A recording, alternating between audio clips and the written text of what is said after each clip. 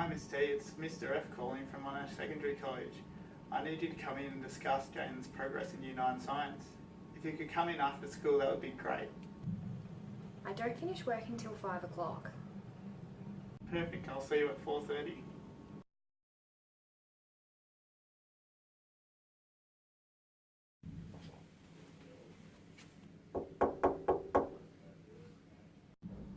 Doors open, come in. Hi, Mr. F. Miss T, please take your seat. I'll just be 1 minute.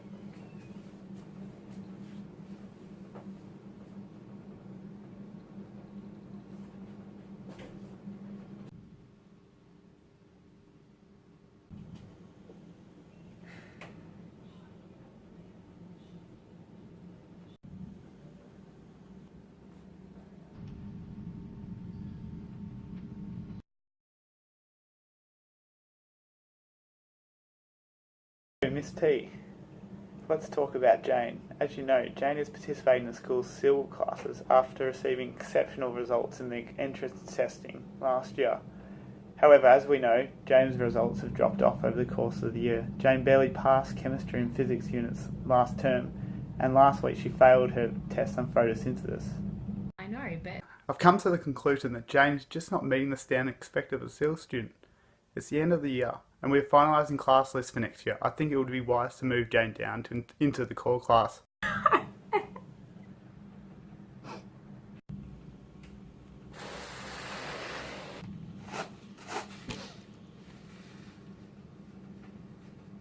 this isn't Jane's fault.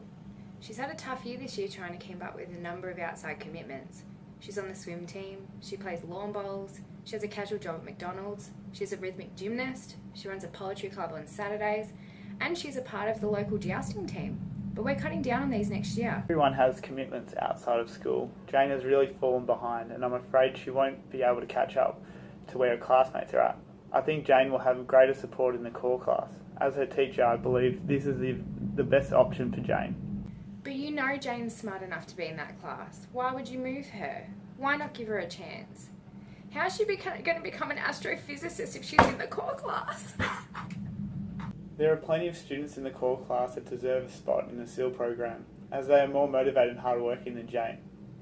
A number of parents have been putting pressure on me to move their children up. I'm sorry, Miss T, but my decision is final.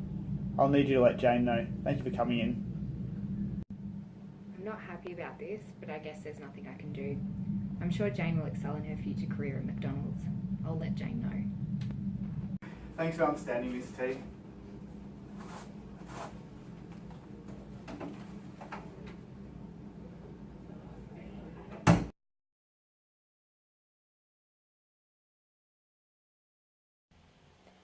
In this scenario, you can see that the teacher has only called upon the parent as a means of diagnosing and treating the academic problem of the student. This is reflective of the remediation paradigm.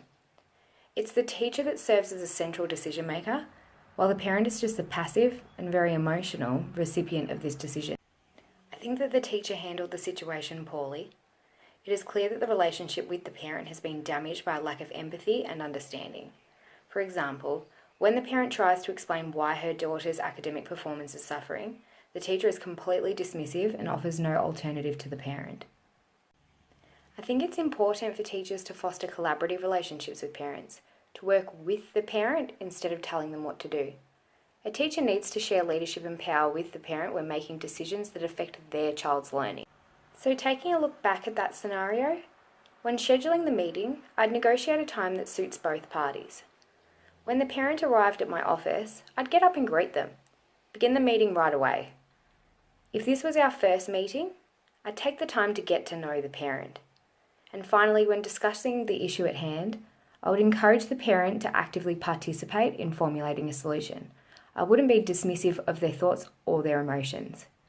So parents and teachers need to work in unison to create the best possible learning experience for the child. So 2 concrete ideas I'd like to take away from this, from my future teaching career.